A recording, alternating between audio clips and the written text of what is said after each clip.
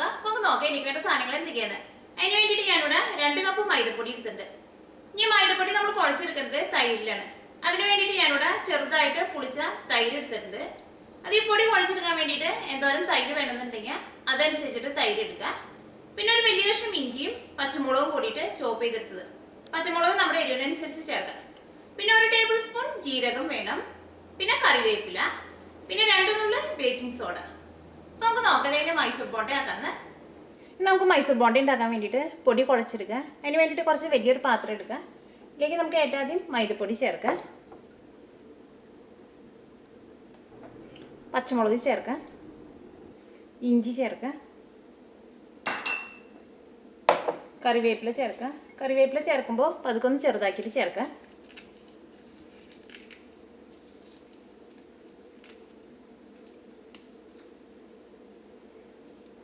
ജീരകം ചേർക്കാം.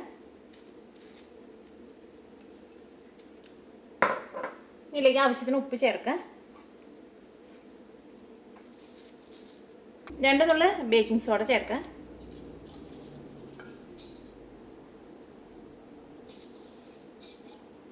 ഇതെല്ലാം കൂടിയിട്ട് നന്നായിട്ടൊന്ന് മിക്സ് ചെയ്യാം. അത് കഴിഞ്ഞിട്ട് ഇതിലേക്ക് നമുക്ക് തൈര് ചേർത്തിട്ട് ഇത് കുഴച്ചെടുക്കാം.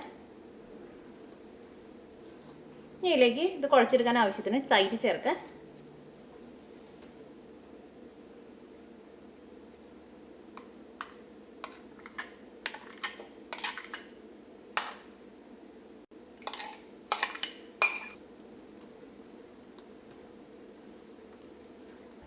നമ്മൾ ഇതിലേക്ക് നമ്മൾ ചേർക്കുന്ന തൈര് നല്ല കട്ട തൈരാണെങ്കിൽ ഇതിലേക്ക് നമുക്ക് കുറച്ച് വെള്ളം കൂടിയും ചേർത്തിട്ട് ഇത് കുഴച്ചെടുക്കുക.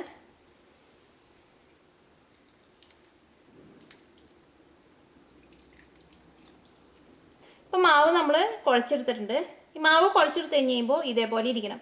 ഒരുപാട് വെള്ളം പോലെ ഇരിക്കുകയും ചെയ്യരുത്, ഒരുപാട് തിക്കായിട്ട് ഇരിക്കുകയും ചെയ്യരുത്. നമ്മളിങ്ങനെ കോരി എടുത്തിട്ട് എണ്ണയിലേക്ക് ഇടാൻ പാകത്തിനായിരിക്കണം ബാറ്റർ മിക്സ് ചെയ്തെടുക്കേണ്ടത്. ഇതൊരു അരമണിക്കൂർ കഴിഞ്ഞ് കഴിയുമ്പോഴേക്കും ഈ മാവ് ഒന്നും കൂടി ഒന്ന് സോഫ്റ്റ് ആവും. അത് കഴിഞ്ഞിട്ട് ഇതെടുത്തിട്ട് നമുക്ക് ബോണ്ട ഉണ്ടാക്കാം. ഈ മൈസൂർ ബോണ്ട വറുത്തെടുക്കുക. അതിന് വേണ്ടിയിട്ട് നമ്മുടെ മാവ് നല്ല സോഫ്റ്റായിട്ട് വന്നിട്ടുണ്ട്. എണ്ണ നന്നായിട്ട് ചൂടായിട്ടുണ്ട്. ഈ മാവിൽ നിന്ന് കുറേശ്ശെ മാവ് എടുത്തിട്ട് ഈ ചൂടായ എണ്ണയിലേക്ക് ഇടാം. ആ മാവ് നമ്മൾ കയ്യിലെടുക്കുന്നതിന് മുമ്പ് കൈ പതുക്കെ ഒന്ന് നനച്ചിട്ട് വേണം മാവ് എണ്ണയിലേക്ക് കോരിയിടാൻ വേണ്ടിയിട്ട്.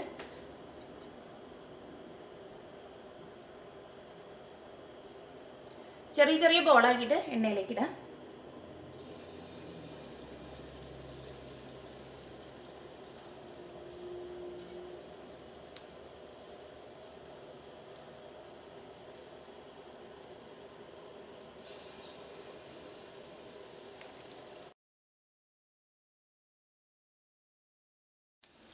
മാവ് നന്നായിട്ട് ചൂടായി കഴിയുമ്പോൾ ഇതേപോലെ നന്നായിട്ട് പൊന്തി വരും.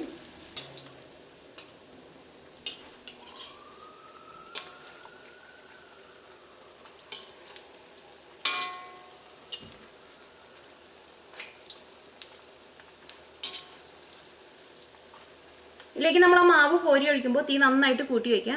അത് കഴിഞ്ഞിട്ട് ഇത് നന്നായിട്ട് പൊന്തി വന്നു കഴിഞ്ഞ് കഴിയുമ്പോൾ പിന്നെ ഒരു മീഡിയം ഫ്ലെയിമിലിട്ടിട്ട് ഇത് വറുത്തെടുക്കുക. എണ്ണ നന്നായിട്ട് ചൂടാവാണ്ട് മാവ് കോരി ഒഴിക്കരുത്. ഈ ബോണ്ടയുടെ 2 സൈഡ് നന്നായിട്ട് മൊരിഞ്ഞിട്ടുണ്ട്. ഇനി നമുക്ക് എണ്ണയിൽ നിന്ന് എടുത്ത് മാറ്റാം. ഇപ്പോൾ മൈസൂർ ബോണ്ട വറുത്തെടുത്ത് റെഡി ആയിട്ടുണ്ട്. ഇത് നല്ല സോഫ്റ്റായിട്ട് ഇരിക്കുക.